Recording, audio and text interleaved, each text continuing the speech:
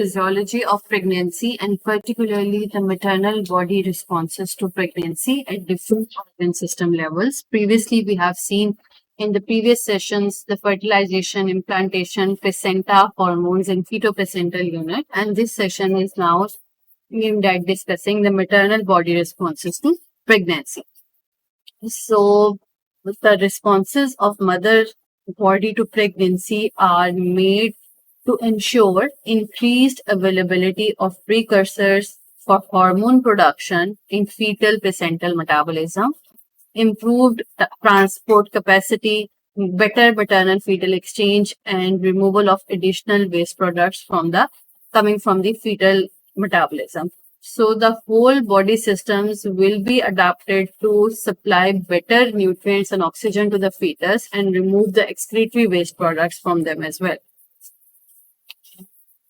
So we will be looking into the maternal body responses at all of these levels. As you can see, you name a thing and it is adapted in response to pregnancy, including the hormones, reproductive tract, endocrine system, weight, metabolism, blood, circulation, respiration, brain, skin, and everything that gets adapted in response to pregnancy. So starting from the respiratory changes, of course, these are aimed at providing more oxygen to the fetus and removing the extra carbon dioxide coming from the fetal metabolism.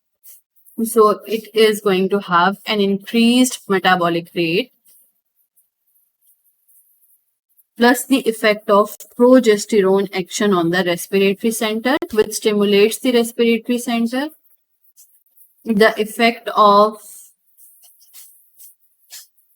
change in the anatomy of abdominothoracic region, as the enlarging uterus will now be pushing the diaphragm upward and decreasing the space for the thoracic cavity to expand.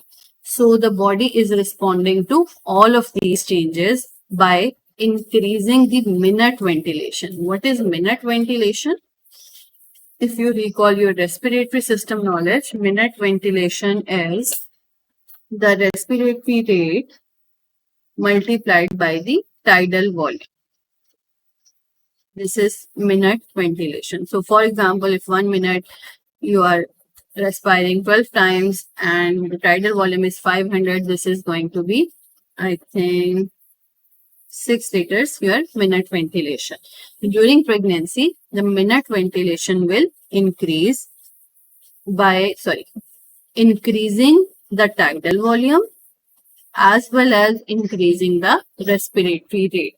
Some of it is because of direct response to the increased metabolites being produced, and some of it is in response to the action of the progesterone, which is exciting the respiratory center. In response to all the metabolic changes that are occurring when the respiratory system adapts, let's have a look how these blood gases respond. The partial pressure of carbon dioxide in the maternal blood will decrease as there is increased minute ventilation, whereas partial pressure of oxygen, it will increase. The pH will only alter a little because carbon dioxide concentration has decreased, along with bicarbonate excretion has also increased at the level of kidneys. So pH is almost maintained normal, as these two will be opposing each other. Oxygen availability to tissue and placenta will ultimately increase. So what happened? Let me quickly review, starting from the effect of progesterone on the respiratory center, plus increased basal metabolic rate, plus change in the thoracic anatomy were the precursor for adaptation of the respiratory system, which led to increased minute ventilation, plus increased tidal volume and decreased residual volume as the lung volume is overall reduced as well as tidal volume is increased.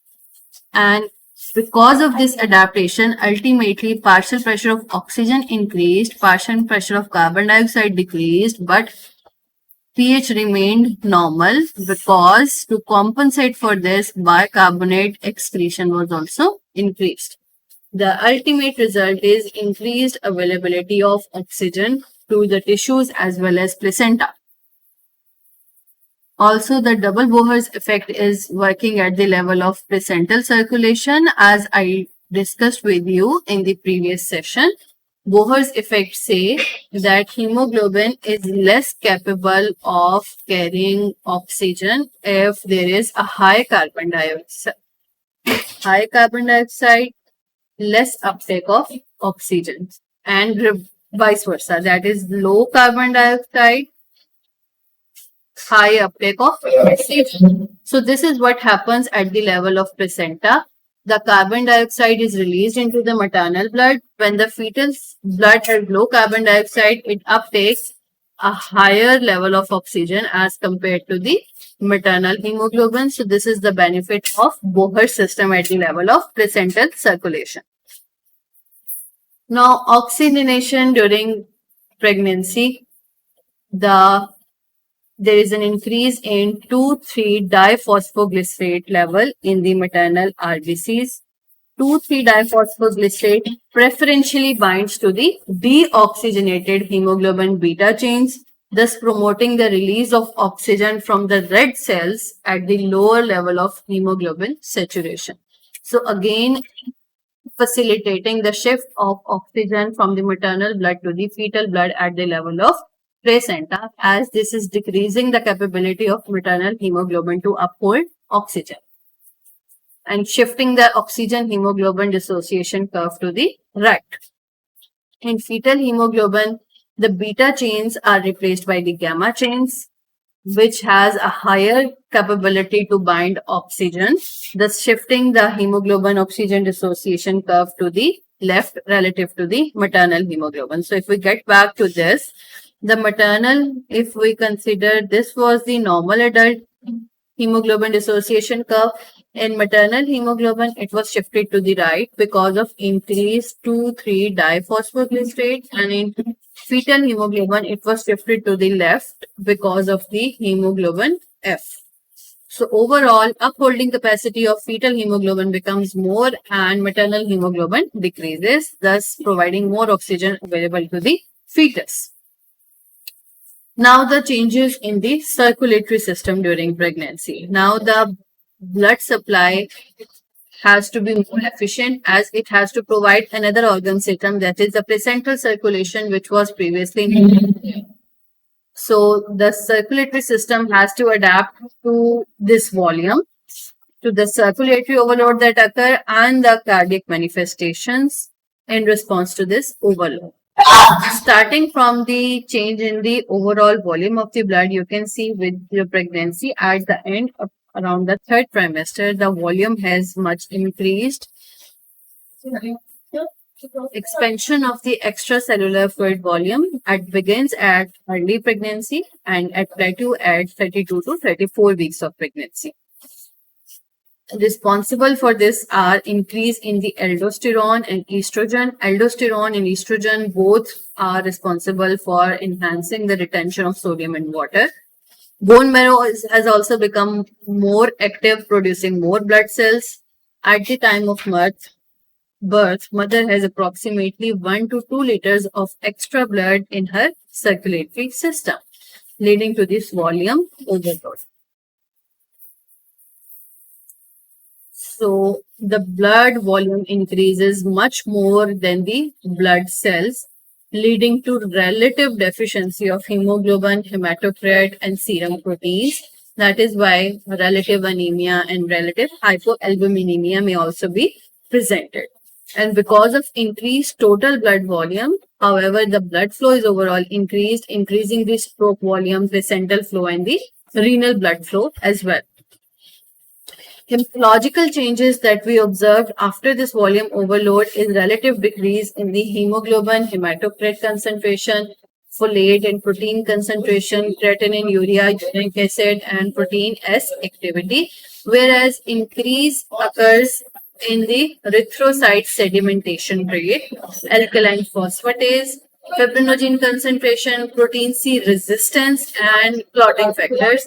And this is aimed at combating the leakage any at the level of placental circulation, so that the more clotting factors available in case of any disruption in the vessel wall and quickly repaired. Here you can appreciate the increase in the cardiac output by the end of the pregnancy and also the increase in the stroke volume. Cardiovascular changes effects on the heart rate, it increases to compensate for the high volume of the blood status, increased stroke volume, and of course the increased cardiac output, as cardiac output is a multiple of stroke volume into heart rate. Although the cardiac output is increasing, mean arterial blood pressure is decreasing. Although the mean arterial blood pressure is equal to cardiac output multiplied by the total peripheral resistance. Now, cardiac output is increasing, but the total peripheral resistance, this is decreasing. The ultimate result is mean arterial pressure is decreasing. Now, the gastrointestinal system, increased basal metabolic rate is going to increase the appetite, and it is also the hormonal changes is lower the esophageal sphincter tone because of the specifically progesterone, and this leads to an increased propensity for the gastroesophageal reflux disorder. Increased production of gastrin and gastric acidity is seen, and delayed gastric emptying is seen, and increased in the stomach volume. And the decreased gastric emptying can also be predisposed to the anatomical fact that uterus has enlarged and providing less space for the GIT organs, plus also this is under the impact of the progesterone. There is increased incidence of gastroesophageal reflux disease, first because of the lower tone of the esophageal sphincter, secondly the acidity in the stomach is also increased. Then the liver, we see telangiectasia and Palmer erythema. These are the signs of hyperestrogenic state of pregnancy. Otherwise, estrogen was catabolized by the liver. When it becomes much more, it gets out of the capacity of the liver to catabolize all of it at once. So the hyperestrogenic state is seen as telangiectasia and the Palmer. Telangiectasia, it appears as visible red capillaries across the skin and caused because of the estrogen again. And Palmer erythema is also because of the estrogen-induced vasodilation and increased blood flow seen in pregnancy. Increased hepatic production increases, so that there is more availability of albumin and clotting factors as well. But still, because of the much more increase in the plasma volume, the female pregnant patient, suffer from relative hypoalbuminemia. There is increase in the serum alkaline phosphatase activity, increased production of the fibrinogen and the clotting factors from the liver as well. Hypercholesterolemia is also seen. That is all about the impact on the GIT. Now the impact on the kidneys. As you can appreciate in this image, the effect on the plasma volume by the dotted trace, this is increasing throughout the pregnancy. And if you look at the GFR, initially it increased, reached at a plateau, sustained there for a while, and then decreased by the end of the gestation. So how does this all occur?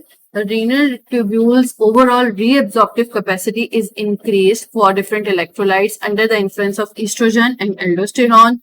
And on the other hand, renal blood flow and GFR is also increased because of the increased blood volume. So the urine formation has also increased. If both the reabsorption and urine formation capacity has been increased, the net result, let's see, is the net accumulation of 5 pounds of extra water and salt. So that means the reabsorptive capacity was even increased more than that of the urine forming capacity.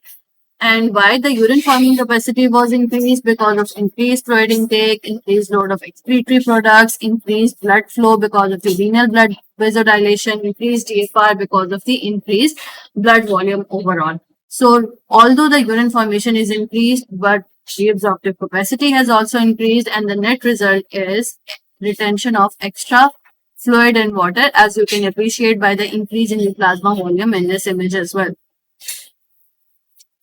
So ultimately, if we summarize, the renal blood flow or plasma flow increases, GFR increases, creatinine clearance increases. That is why the creatinine and urea in the plasma decrease.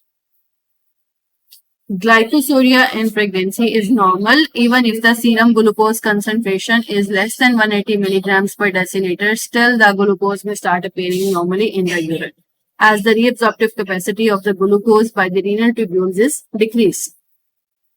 Now, the impact on the reproductive organs, blood flow to uterus, of course, it increases. Its smooth muscles also hypertrophy in response to estrogen. There is hypertrophy of the myometrium, increased weight overall, approximately 50 to 60 grams at prior to pregnancy, now increased to approximately 1000 grams by the term. The cervix will show increased vascularity, will become softer and swollen in response to estrogen, progesterone, and prostaglandins. There is growth of the columnar epithelium and mucosal glands will become distended. There is going to be increased desquamation of the vaginal epithelium and discharge, which is going to be more acidic now.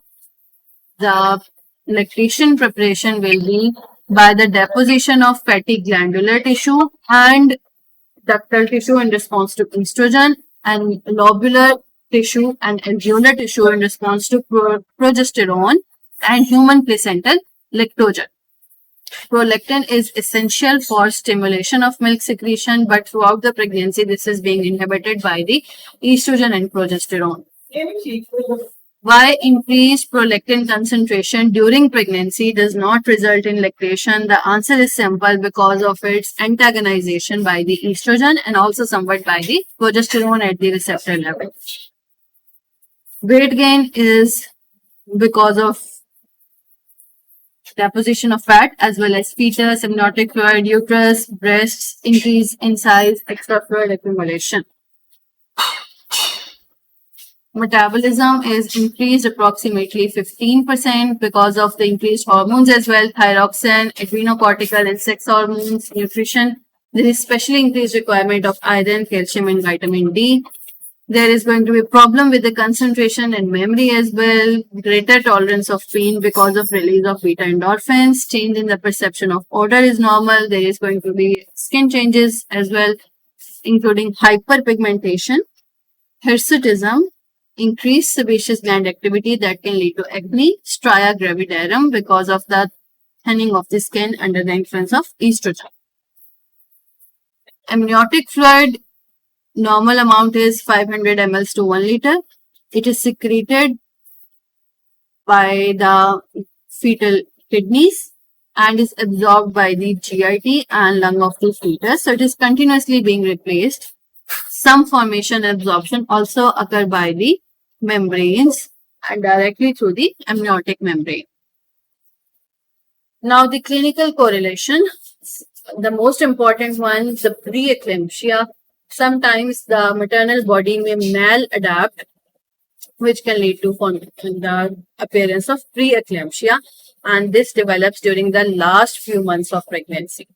This is being evident by a rapid rise in arterial blood pressure to hypertensive levels, along with proteinuria and edema development.